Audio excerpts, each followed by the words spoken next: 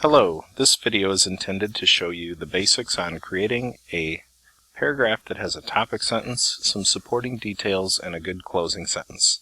First thing I'm going to do today is I'm going to log into Canvas, and I'm going to click on my Language Arts class.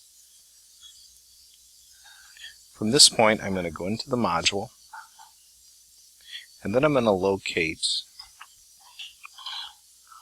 under Scholastic Scope, the Flaming Sky, the Tragic Story of the Hindenburg, my student prompts. This page contains all the directions you will need in order to create a paragraph.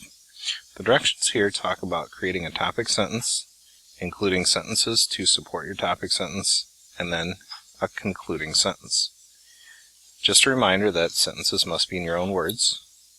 Late assignments are a 10% deduction, and you should cite your sources at the end.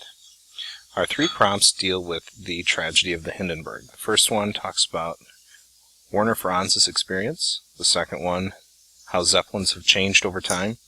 And the third one is a personal reflection on if you would ride a Zeppelin today. I think the easiest way is if we come up to the top and we click on the link. This will download it into Microsoft Word. We'll say that we'll open that. And I just want to give you a couple hints in terms of creating these paragraphs. We may have to hit Enable Editing, and then it will open it in Word so that we can type. If we scroll down to the second page, you can see the format includes putting your heading at the top right, class period, and date, along with your name, Hindenburg responses underlined in the middle, and then we're going to leave our prompt right here. And in fact, we're going to bold our prompts so that they really stick out.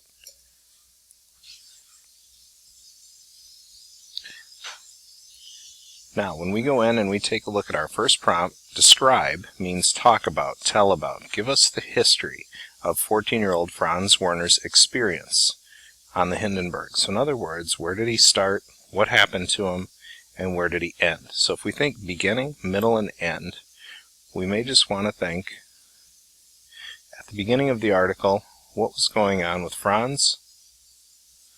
Okay, during the middle, what are some of the things that actually happened to him? And at the end, did he survive? Did he perish? Did he die? What happened to him? What was the result? Okay, also keep in mind, we're going to talk about using good transitional words throughout your paragraph. And that should transition us from the beginning, where we would use to start off first, to begin, at the beginning. Middle includes transitional words such as next, then, secondly, after that, and at the end, words like in conclusion, finally, to conclude. So what we want to do is want to make sure that when we look at the prompt, our topic sentence talks about his experience. So for instance, we would say, 14-year-old Werner Franz's experience on the Hindenburg was, and then we would use a word or a series of words that would describe that experience. Prompt number 2, explain how people's views of Zeppelins have changed over history. We can say, over history, people's views of Zeppelins have changed. Or we can say, over the course of history, the way people view Zeppelins has changed. Or we can say, simply we can say, people's views of Zeppelins have changed over time. In the same way, we want to think beginning, middle, and end. So, in the beginning, what was it like in terms of how Zeppelins were viewed by people? Okay, were they considered something that people would want to do? Were they considered safe? Were they considered dangerous? Then as we read about the Hindenburg in the middle, what happened? How did people's views change from early on? Then after the tragedy of the Hindenburg, for our ending, what are people's views more today? How has that Zeppelin changed over history? We want to make sure that what we put in our beginning and our middle and our end really focuses on the prompt so we're answering the question. Okay, both of these, prompt 1 and prompt 2, are very factual. Okay, they are objective. Okay, they talk about factual information and they don't really contain a lot of bias on your own part. The third prompt, this is the one that we would consider your own opinion. This would be a subjective one. Okay, this is something where you're going to say, very plain forward at the beginning, what is your opinion? So the beginning, do you think that you would ride on a Zeppelin today? The middle portion, what are your reasons that you would ride on it? Based on what we've read in the article, if you would say that you're going to ride on a Zeppelin today, do you believe they're safe? Or based on the article that we read, are you still a little weary and a little scared and you would not do that? Then for an ending, maybe a recommendation to people. If you feel that you would ride on one, maybe you would suggest that people go out today and ride on a Zeppelin. Okay, if you're still afraid, maybe you would suggest an alternate form of transportation that people would take instead of that. The last thing that will appear is our references, and you'll notice that those are centered on the page. And what we're going to do is we're going to use the MLA citation machine. And I want to go back to Canvas, and I'd like to show you where that's located. If I go back to my module, and I'm looking at video directions tutorials, that's going to be all the videos. We've entered writing resources module, and that now contains a link to the citation machine.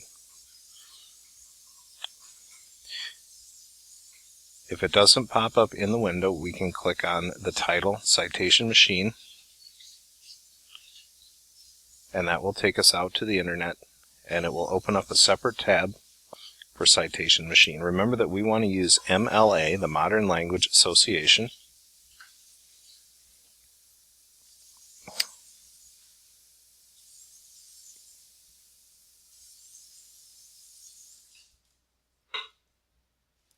And I'm just going to go back. It jumped ahead there on me a little bit.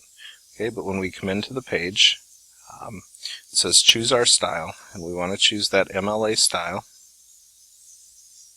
And then we want to choose, because we're using our Scope magazine, and I accidentally clicked an ad for Hillary Clinton. So we're going to go back to Citation Machine.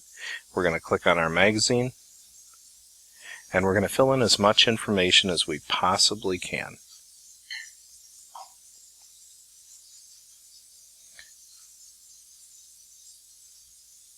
Okay, one of the best ways, since the Scope magazine is not out there, we're going to use the manual entry mode. Okay, and we're just going to go through and we're going to fill out as much as we can. We're going to fill out our source type, our article title, our contributors, that means our authors, the title of the actual article itself, not the magazine, but the article. The volume and the issue are located usually on the side of the front cover.